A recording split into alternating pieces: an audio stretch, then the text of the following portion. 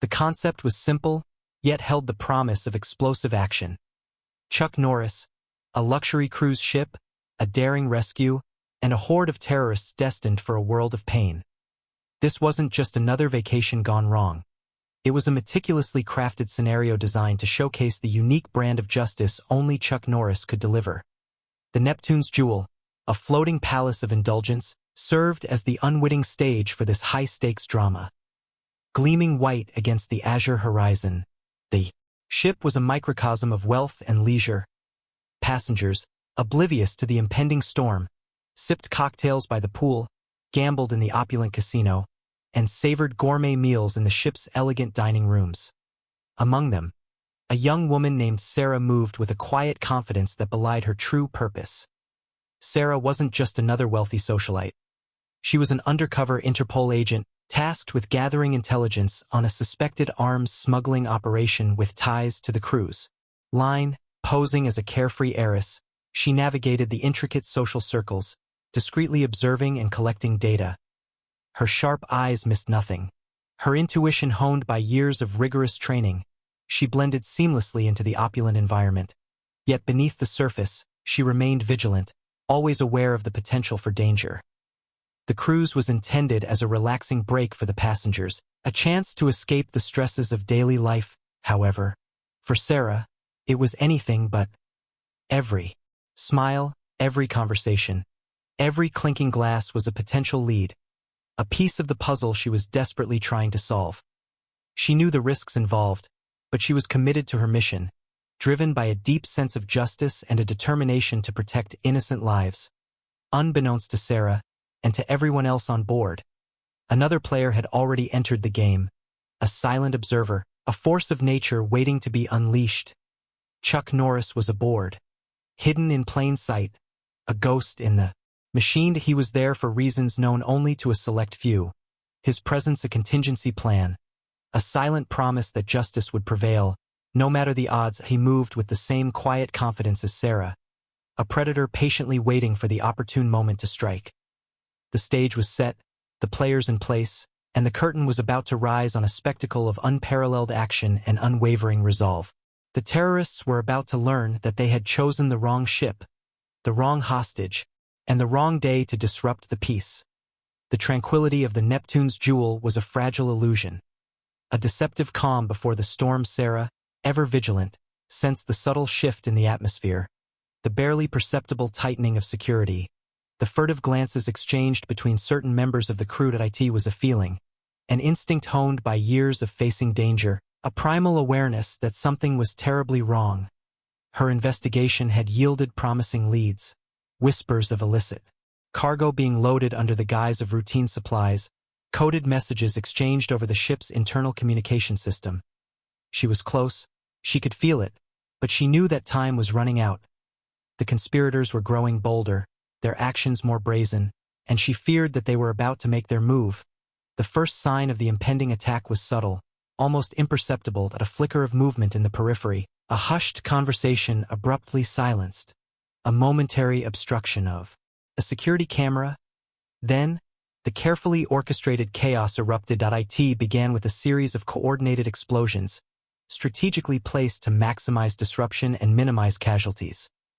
The ship shuddered violently, alarms blared, and panic erupted among the passengers. The terrorists, masked and heavily armed, emerged from the shadows, seizing control of key areas of the ship, the bridge, the engine room, the communication center. Their leader, a man known only as Viper, was a figure of chilling charisma. His eyes, cold and calculating, reflected a ruthless ambition and a complete disregard for human life. He moved with a predatory grace, his every command delivered with an icy precision that instilled fear and obedience in his followers. Viper's plan was audacious and meticulously planned. He intended to use the Neptune's Jewel as a floating base of operations, a mobile command center from which to launch a series of devastating attacks on key targets around the globe. The passengers were merely pawns in his game, hostages to be used as leverage to ensure his demands were met. Sarah, caught in the crossfire, reacted instinctively. She drew her concealed weapon, a compact pistol designed for close-quarters combat, and began to assess the situation. She knew that she was outnumbered and outgunned, but she refused to surrender. She was a trained professional, a warrior in disguise, and she would fight to protect the innocent and thwart Viper's evil plan. The hijacking had begun, and the opulent cruise ship was about to transform into a battleground. The initial moments of the takeover were a whirlwind of confusion and terror. Passengers screamed and scattered, seeking refuge from the masked gunmen who roamed the decks with chilling efficiency. Viper's forces, well-trained and heavily armed, quickly established control, securing key strategic points and cutting off all communication with the outside world. Sarah, despite the chaos, moved with purpose. She engaged the terrorists in brief, brutal firefights, using her knowledge of the ship's layout to her advantage. She knew she couldn't take them all on her own, but she could buy time, disrupt their plans, and hopefully, alert someone to the situation. However, her efforts did not go unnoticed. Viper, observing the unfolding events through security cameras, recognized her training and skill. He suspected she was more than just a panicked passenger. He issued a direct order. "Bring her to me, alive." Sarah's luck ran out when she encountered a heavily armed squad near the ship's grand staircase. A fierce gun battle ensued, but she was quickly overwhelmed, disarmed and outnumbered. She was brutally subdued and dragged away, her cover blown, her identity exposed. Viper, seated in the ship's commandeered ballroom, awaited her arrival. He surveyed her with cold, appraising eyes. "Agent Sarah Walker," he said, his voice dripping with contempt. "I've been expecting you." He knew about her investigation, her connection to Interpol, her mission to expose his operation. He had been one step ahead of her all along, anticipating her every move.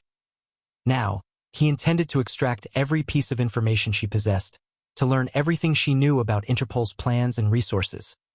The interrogation began swiftly and mercilessly. Viper employed a variety of techniques: psychological manipulation, physical coercion, threats against her loved ones. But Sarah refused to break.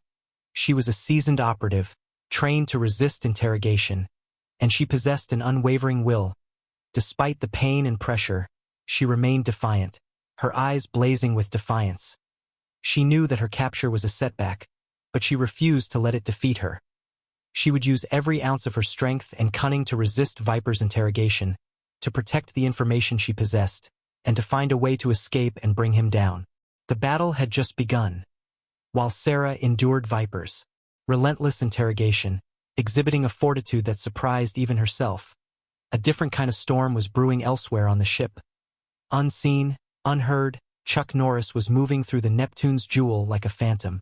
He had witnessed the initial attack, the brutal efficiency of Viper's forces, and the ensuing chaos. He had observed Sarah's capture, recognizing the glint of determination in her eyes even as she was being dragged away. Disguised as a low-ranking kitchen staff member, his movements were unassuming, his presence easily overlooked amidst the pandemonium. But beneath the surface of the humble exterior lay a lethal weapon, a force of nature waiting to be unleashed. He was a man of few words, his actions speaking volumes. He operated on a different level, a plane of existence where justice was swift and unwavering. He began his mission with quiet precision. He identified the key security checkpoints, the patrol routes of the terrorists, the blind spots in their surveillance. He moved with a stealth that defied belief, slipping past guards, disappearing into shadows, becoming one with the ship itself. His first targets were the communication outposts. He silently neutralized the guards, disabling their radios and cutting off their lines of communication. He worked with a speed and efficiency that was almost superhuman, leaving no trace of his presence. Then, he moved on to the armories. He needed weapons, tools to even the odds. He infiltrated the heavily guarded rooms, disarming the guards with lightning-fast strikes, securing the weapons and ammunition. He was a one-man army, silently dismantling Viper's operation from the inside out. As he moved through the ship, a sense of unease began to spread among the terrorists. Whispers circulated of a ghost, a silent killer who moved unseen, unheard, leaving a trail of unconscious or eliminated comrades in his wake. Fear began to creep into their ranks, eroding their confidence, undermining their resolve. They were facing an enemy they couldn't see, an opponent they couldn't understand. They were facing Chuck Norris, and they were about to learn that they had made a grave mistake. The tide was turning, and the Neptune's Jewel, was about to become a very dangerous place for anyone wearing Viper's uniform. The subtle shift in power dynamics aboard the Neptune's Jewel was becoming increasingly evident. What began as a meticulously planned takeover was rapidly devolving into a desperate fight for survival for Viper's men. The silent predator, Chuck Norris, was systematically dismantling their operation, one calculated strike at a time. His methods were brutal, efficient, and often unconventional. He used the ship's environment to his advantage, turning everyday objects into deadly weapons. A frying pan became a disarming tool, a fire extinguisher a blinding agent, a simple rope a strangulation device. He was a master of improvisation, adapting to any situation, overcoming any obstacle. He moved with a purpose, each step deliberate, each action precise. He left no room for error, no opportunity for his enemies to react. He was a force of nature, an unstoppable tide of justice sweeping through the ship. That as he progressed, he began to leave a calling card, a subtle symbol of his presence, a small, intricately carved wooden star, placed strategically near the bodies of his fallen enemies. It was a message, a warning, a promise of what was to come. The terrorists, initially confident in their control of the ship, were now gripped by fear and paranoia. They doubled their patrols, tightened their security, and searched desperately for the elusive intruder. But it was no use. Chuck Norris was always one step ahead, anticipating their every move, exploiting their weaknesses. Viper, growing increasingly frustrated and enraged, issued a new order. "Find him!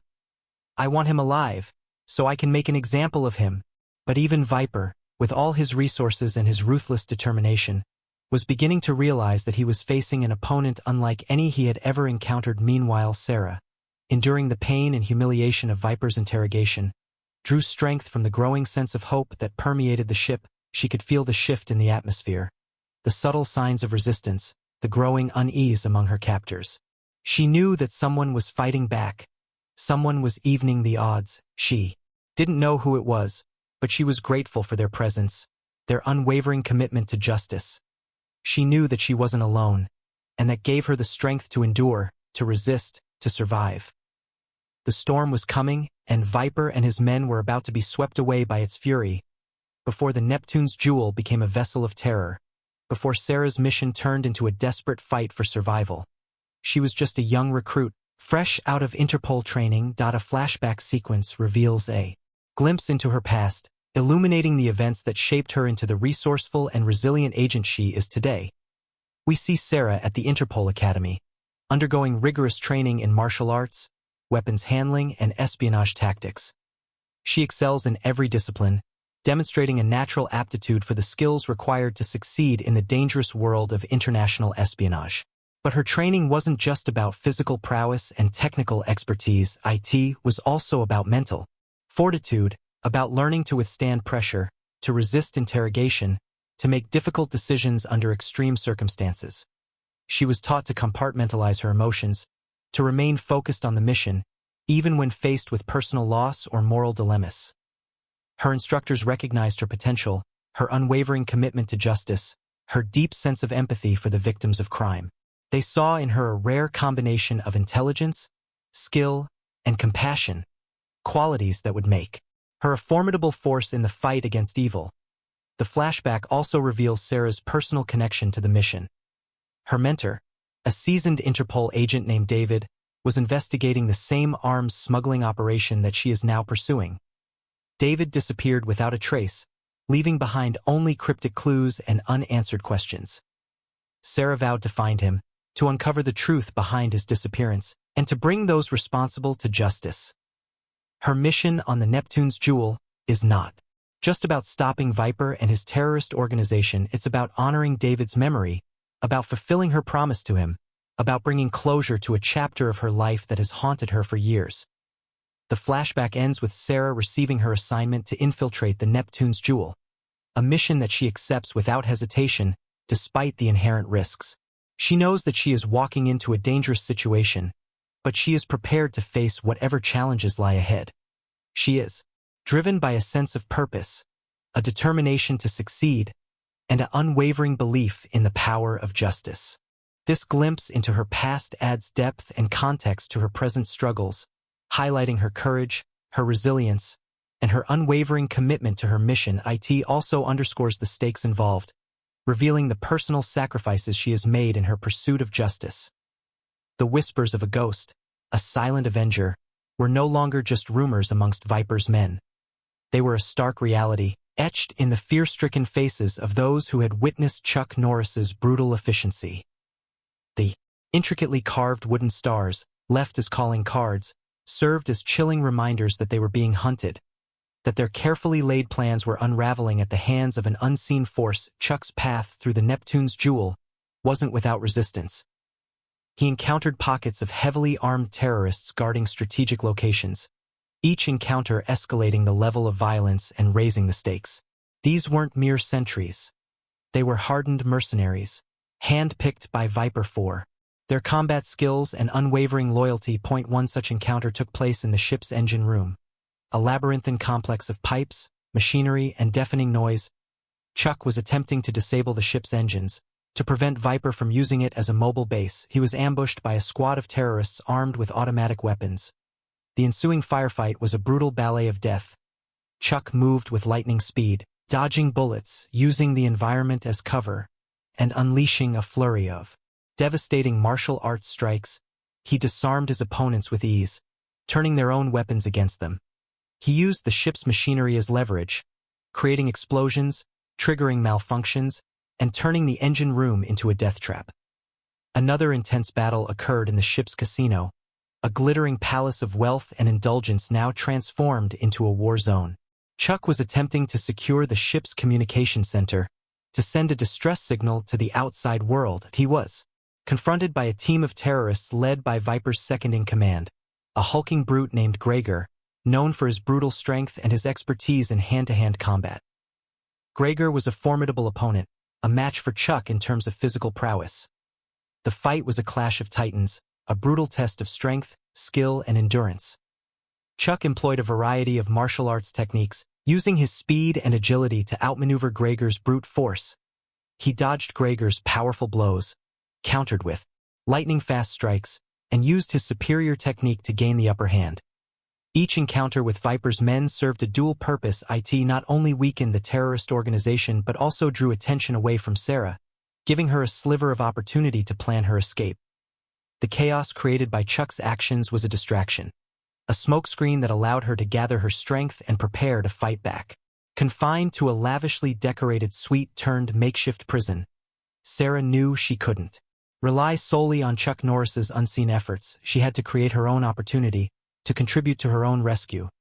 She began by meticulously assessing her surroundings, searching for any potential weakness, any tool that could be used to her advantage. The suite was heavily guarded, with 2 heavily armed terrorists stationed outside the door and surveillance cameras monitoring her every move.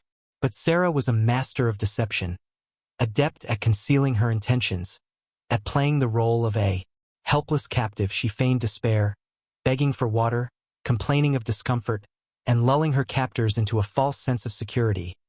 She observed their routines, their communication patterns, their vulnerabilities. She noticed that they were often distracted, engrossed in conversations with each other, or preoccupied with their personal devices.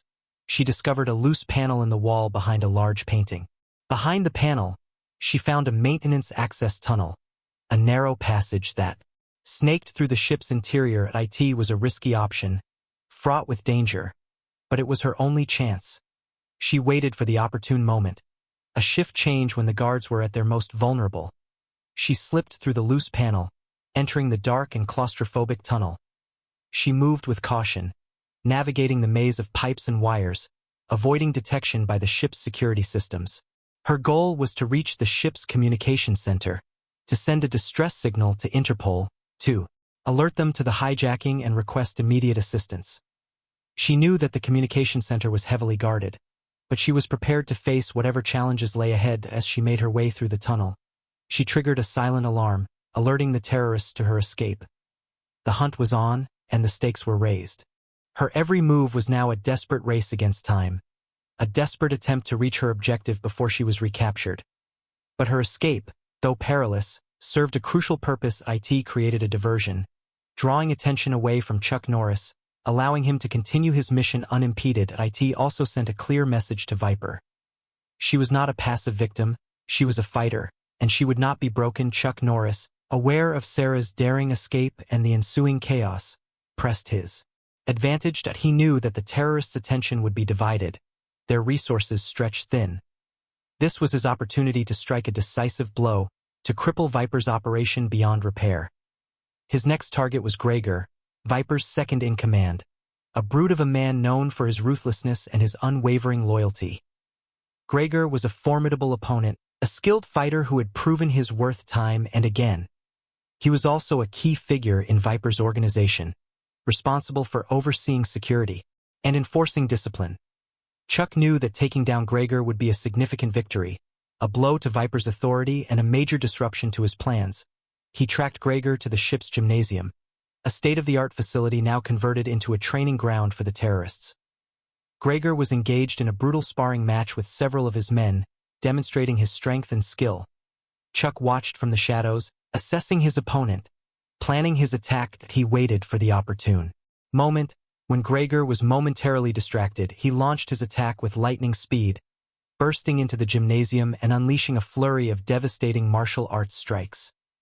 The terrorists were caught off guard, overwhelmed by the sudden assault. They fell like dominoes, incapacitated by Chuck's lightning-fast moves. Gregor, enraged by the intrusion, turned his attention to Chuck. The two men faced each other, their eyes locked in a deadly stare. The ensuing battle was a clash of titans, brutal test of strength, skill, and endurance. Gregor used his size and strength to his advantage, attempting to overpower Chuck with brute force. But Chuck was too quick, too agile. He dodged Gregor's powerful blows, countered with lightning-fast strikes, and used his superior technique to gain the upper hand. He employed a variety of martial arts techniques, using his knowledge of pressure points and nerve clusters to incapacitate Gregor. He disarmed him with a swift kick, then used the weapon against him, delivering a series of crippling blows. The fight was brutal, intense, and evenly matched. Both men were pushed to their limits, both men were determined to win. But in the end, it was Chuck Norris's unwavering resolve and his superior skill that prevailed. He delivered a final, devastating blow, knocking Gregor unconscious.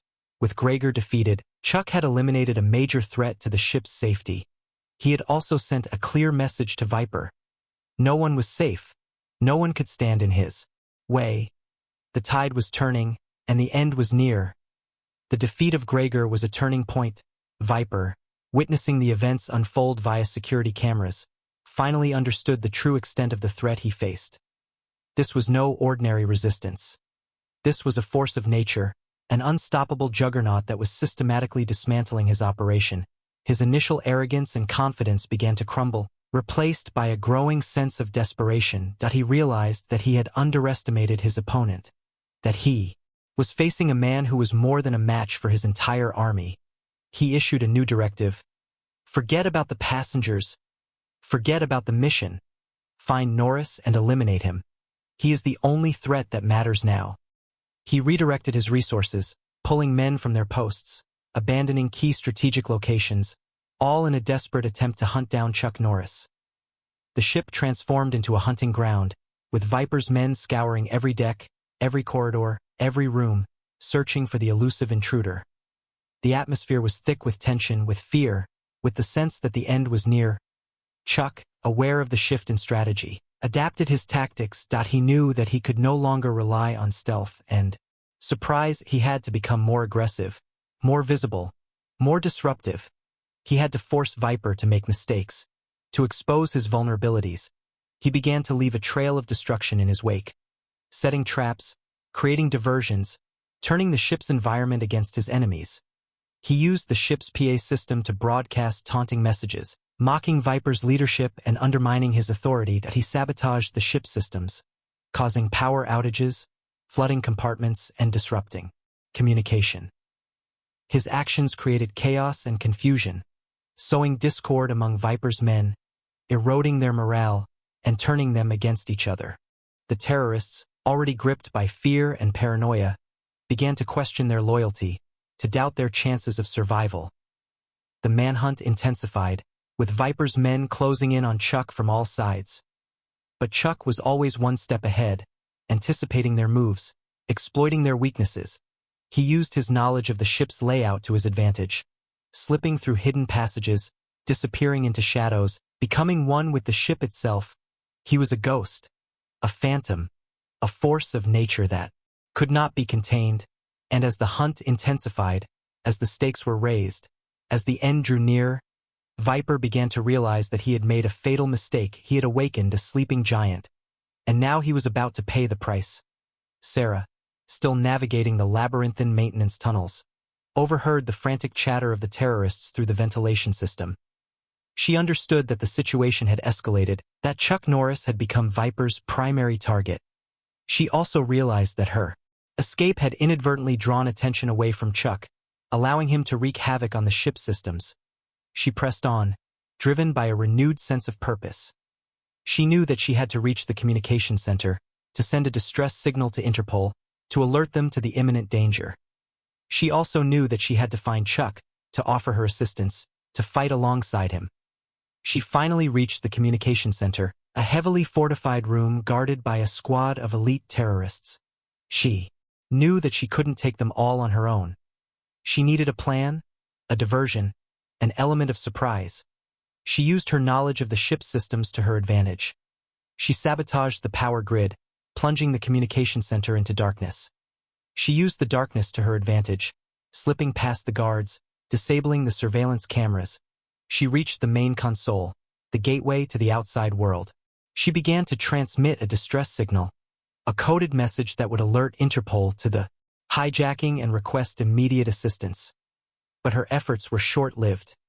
The terrorists, alerted to her presence, stormed the communication center. A fierce gun battle erupted, with Sarah fighting valiantly against overwhelming odds.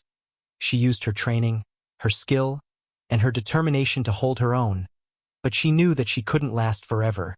Just when she was about to be overwhelmed, Chuck Norris burst into the communication center, unleashing a flurry of devastating martial arts strikes. The terrorists were caught off guard, overwhelmed by his sudden appearance. They fell like dominoes, incapacitated by his lightning-fast moves.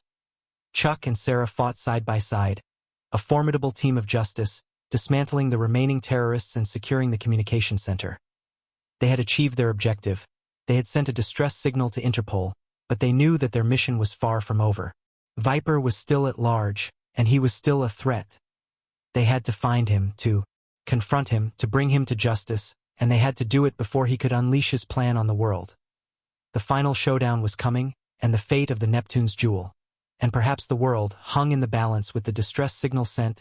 Chuck and Sarah knew that time was of the essence. Interpol was on its way, but they couldn't rely on them to arrive in time to stop Viper from unleashing his plan. They had to find him, to confront him, to bring him to justice, before it was too late.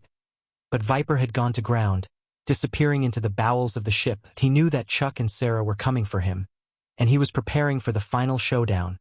He had turned the ship into a deadly trap, filled with explosives, booby traps, and heavily armed guards as they began their search. Another flashback sequence unfolded, this time focusing on Chuck Norris's past. It revealed his connection to Interpol and his previous partnership with a seasoned agent named Miller. Miller was a mentor to Chuck, a father figure who had taught him the importance of justice, the value of loyalty, and the skills necessary to succeed in the dangerous world of espionage. They had worked together on numerous missions, taking down criminals, thwarting terrorist plots, and saving countless lives. But Miller was eventually killed in action, betrayed by a double agent within Interpol. Chuck vowed to avenge his death, to bring the traitor to justice, and to honor Miller's memory by continuing to fight for what was right. The flashback also revealed that Miller was Sarah's father. Chuck had promised Miller that he would always look after Sarah, that he would protect her from harm. His presence on the Neptune's jewel was not just about stopping Viper. It was also about fulfilling his promise to his fallen friend. This connection added another layer of emotional depth to the story, highlighting the personal stakes involved and revealing the bond that linked Chuck and Sarah together. It also underscored the importance of their mission, the need to bring Viper to justice, not just for the sake of the passengers on the Neptune's jewel, but also for the memory of Miller. They were fighting for something more than just survival. They were fighting for justice, for revenge, and for the honor of a fallen hero. The stage was set for the final confrontation, a showdown that would determine the fate of the ship and the future of the world. The distress signal sent by Sarah had been intercepted. Viper, monitoring the ship's systems, discovered the transmission and realized that Interpol was on its way. He knew that he had limited time, that he had to act quickly if he wanted to salvage his plan. He decided to accelerate his timeline, to unleash his attacks before Interpol could arrive. He activated the ship's self-destruct sequence, setting the timer for 1 hour. He intended to sink the Neptune's jewel, along with all the passengers and crew, as a final act of defiance. He also sent out a coded message to his network, initiating a series of coordinated attacks on key targets around the globe. His plan was to create chaos and destruction on a massive scale, to cripple the world's infrastructure and destabilize global governments. Chuck and Sarah, aware of Viper's plan, knew that they had to act fast. They had to find him, to disable the self-destruct sequence, and to prevent him from unleashing his attacks on the world. They began their search, moving through the ship with a sense of urgency. They encountered pockets of resistance, heavily armed terrorists guarding key strategic locations. But they were no match for Chuck and Sarah's combined skills. They fought their way through the terrorists, using their martial arts prowess, their weapons expertise, and their tactical brilliance to overcome every obstacle. They used the ship's environment to their advantage, turning everyday objects into deadly weapons. They used the engine room to create explosions, the casino to set traps, and the galley to prepare makeshift bombs. They were masters of improvisation, adapting to any situation, overcoming any challenge. As they moved closer to Viper, they received a communication from Interpol. They were informed that reinforcements were on their way, but they were still several hours away. Chuck and Sarah were on their own, and they had to stop Viper before it was too late. But the news from Interpol also brought a complication. There was a mole within Interpol, a double agent who was providing Viper with information. They didn't know who it was, but they knew that they couldn't trust anyone. They were on their own, and they had to rely on their instincts and their training to survive. The stakes had been raised, and the clock was ticking. The final showdown was coming, and the fate of the world hung in the balance. The clock was ticking, the ship was sinking, and the world was on the brink of chaos. Chuck and Sarah, knowing that they were the only ones who could stop Viper, pressed on, determined to reach him before it was too late. They moved through the ship with a sense of purpose, their every action calculated, their every move precise. They encountered pockets of resistance, heavily armed terrorists guarding key strategic locations. But they were no match for Chuck and Sarah's combined skills. They fought their way through the terrorists, using their martial arts prowess, their weapons expertise, and their tactical brilliance to overcome every obstacle in a desperate attempt to slow them down. Viper released the remaining prisoners, unleashing a wave of chaos and confusion throughout the ship. The passengers, desperate to escape the sinking vessel, panicked, creating obstacles and diversions that hindered Chuck and Sarah's progress. But Chuck and Sarah refused to be deterred. They navigated through the chaos, helping the passengers to safety, while simultaneously tracking Viper's location. They used the ship's PA system to provide guidance and reassurance, urging the passengers to remain calm and to follow their instructions as they moved closer to Viper. They received another communication from Interpol. They were informed that the mole within Interpol had been identified, a high-ranking official who had been providing Viper with intelligence to help Viper reach the lifeboat area and escape. Chuck and Sarah now knew that their already slim chance of stopping Viper had been made infinitely smaller. They were running out of time. As they approached the lifeboat deck, they could hear the sounds of gunfire and explosions echoing through the corridors. They knew that Viper was close, and that he was preparing to make his escape. They reached the lifeboat deck and were confronted by a scene of utter chaos. The lifeboats were being lowered into the water, filled with terrified passengers. Terrorists were guarding the lifeboats, preventing anyone from leaving without Viper's permission. Chuck and Sarah surveyed the scene, assessing the situation, planning their next move. They knew that they couldn't take on all the terrorists at once. They needed a diversion, a distraction, an element of surprise. Sarah, remembering her training, devised a plan. She used her knowledge of the ship's systems to trigger a fire alarm, setting off the sprinklers and creating a wave of confusion among the terrorists. Chuck, taking advantage of the distraction, launched a surprise attack, unleashing a flurry of devastating martial arts strikes. The terrorists were caught off guard, overwhelmed by his sudden appearance. They fell like dominoes, incapacitated by his lightning-fast moves. Chuck and Sarah fought their way through the terrorists, securing the lifeboats and helping the passengers to safety. They worked as a team, their skills complementing each other, their determination unwavering as they secured the final lifeboat. They spotted Viper making his way towards a private escape craft. He was surrounded by heavily armed guards, his escape seemingly assured, but Chuck and Sarah refused to give up. They knew that they had to stop him, that they had to bring him to justice, no matter the cost. The final showdown was coming, and they were prepared to face whatever challenges lay ahead. They looked at each other, a silent understanding passing between them. They were ready to face their destiny, to fight for what was right, to save the world from Viper's evil plan. The final battle was about to begin. Chuck and Sarah pursued Viper towards his private escape craft, a high-speed vessel docked at the rear of the ship. They knew that if he escaped, he would unleash his plan on the world, causing untold chaos and destruction. They reached the docking bay just as Viper was boarding his craft. He turned to face them, a cold, calculating smile on his face. "It's over, Norris," he said. "You can't stop me. The world is about to pay the price for your interference." Chuck stepped forward, his eyes blazing with determination. "It's not over until I say it's over, Viper," he said.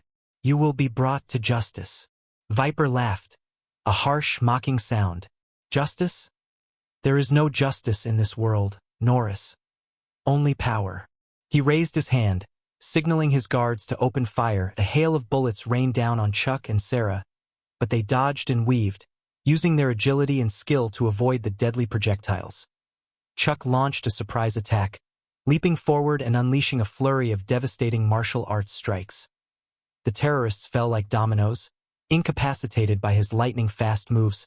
Sarah provided cover, firing her weapon with deadly accuracy, taking down the remaining terrorists. Chuck and Viper faced each other, a showdown between good and evil, between justice and power. The battle was intense, brutal, and evenly matched. Both men were skilled fighters. Both men were determined to win.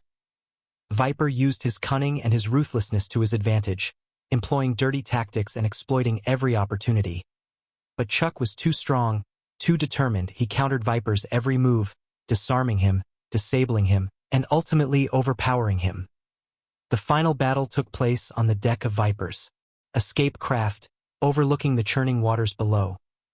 The ship was sinking rapidly, and the waves were crashing against the hull. Chuck and Viper exchanged blows, their bodies battered and bruised, their spirits unbowed.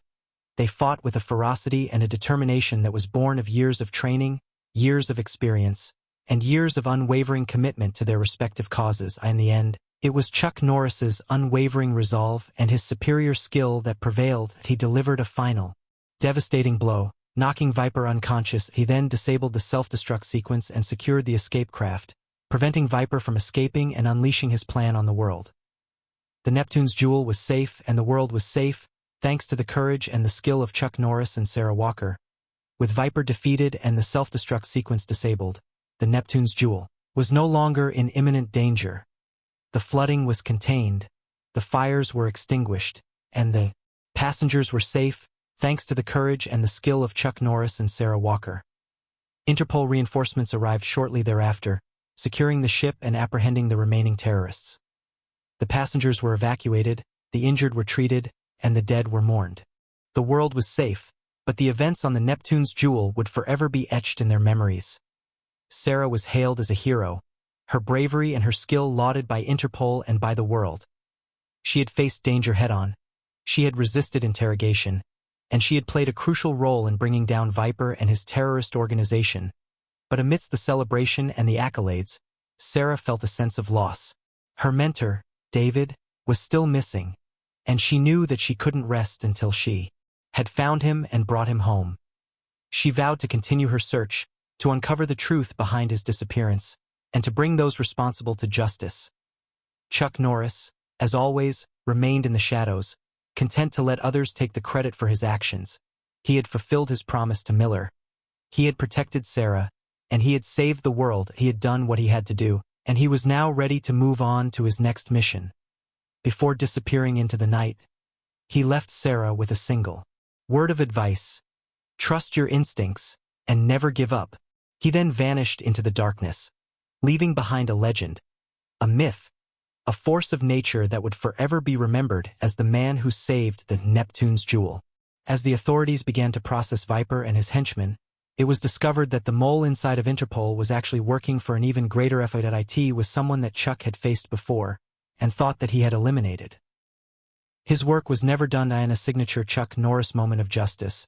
As Viper was being escorted off the ship, he suddenly found himself face to face with the man who ended his criminal acts for good. A swift kick to the temple rendered him unconscious, and he would never terrorize another human being again.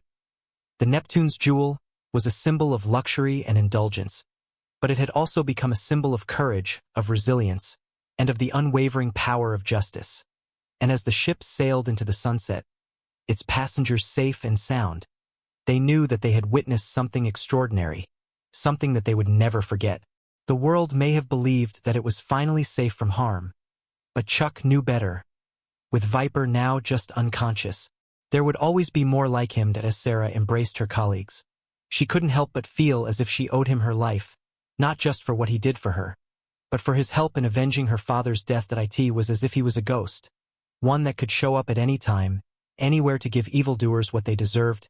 Days turned into weeks, but the legend of Chuck Norris wouldn't fade, and word spread that he was always ready to act. Like some type of silent guardian in a remote corner of the world, a shadowy figure sat alone, bathed in the dim glow of a computer screen.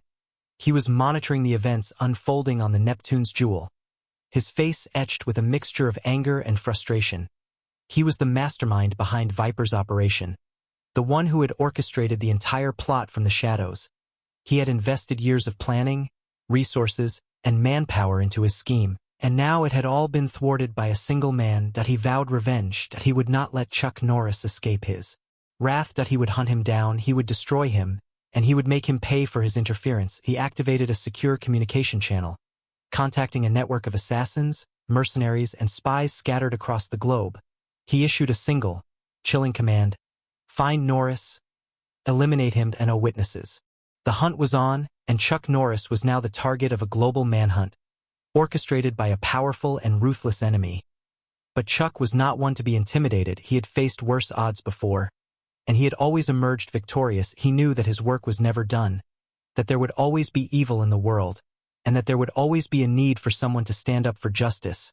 He accepted his destiny, embraced his role, and prepared for the challenges that lay ahead. In a quiet corner of a bustling city, Chuck Norris sat alone in a dimly lit diner, sipping a cup of coffee. He was reading a newspaper, his eyes scanning the headlines, searching for any signs of trouble.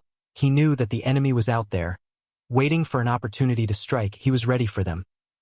The bell above the door chimed, signaling the arrival of a new customer.